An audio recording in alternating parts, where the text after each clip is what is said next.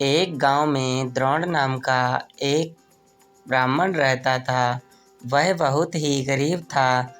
न उसके पास पहनने के लिए अच्छे कपड़े थे और न ही कुछ खाने के लिए अच्छा भोजन। ब्राह्मण जैसे तैसे भिक्षा मांगकर अपना गुजारा कर रहा था। उसकी गरीबी को देखकर एक यजमान को उस पर दया आ गई। उसने द्रोण को बैलों का एक जोड़ा दान में दे दिया।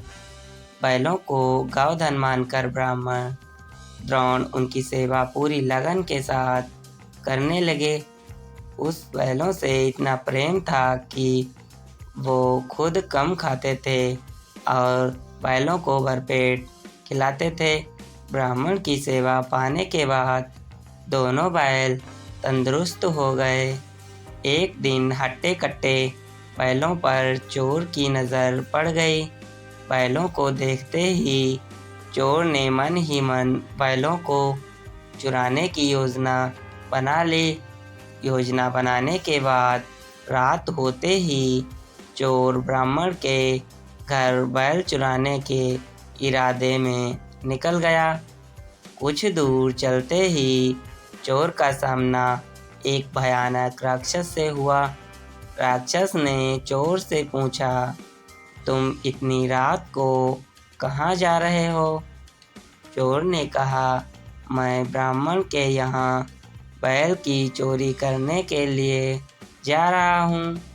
चोर की बात सुनकर राक्षस बोला, चलो मैं भी तुम्हारे साथ चलता हूँ। मैं कई दिनों से भूखा भी हूँ। मैं उस ब्राह्मण को खाकर अपनी भूख शांत करूँगा और तुम उसके बैलों को चोरी करके ले जाना। चोर के मन में हुआ कि रास्ते के लिए एक साथी भी हो जाएगा तो इसे साथ ले जाने में कोई बुराई नहीं है। यह सोचकर चोर अपने साथ राक्षस को साथ लेकर ब्राह्मण के घर जाने लगा और वहां पहुंचकर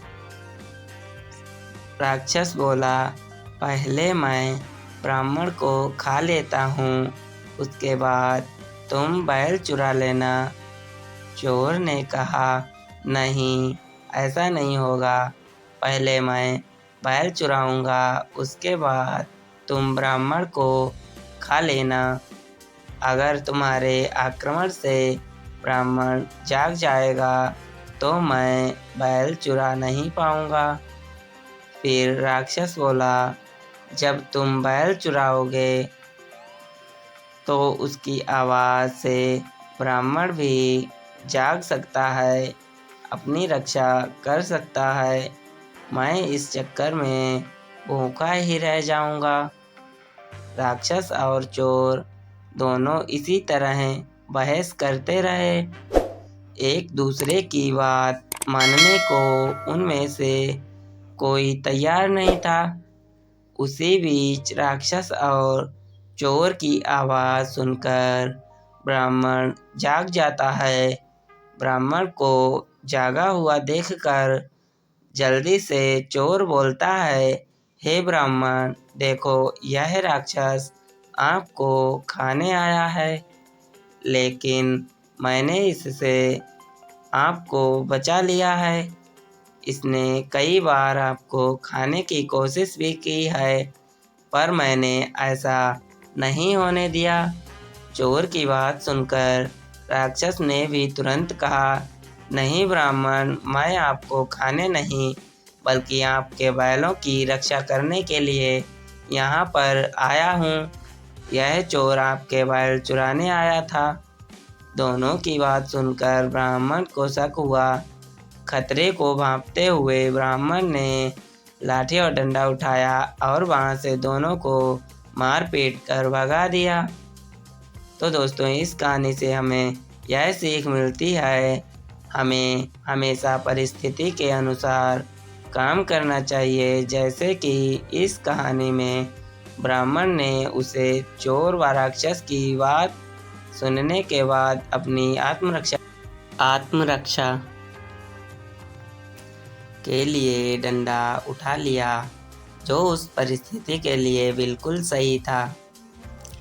तो दोस्तों, अगर आप लोगों को कहानी अच्छी लगी हो तो वीडियो को लाइक, शेयर और चैनल को सब्सक्राइब अवश्य कर लें। मिलते हैं फिर से कोई नई कहानी में।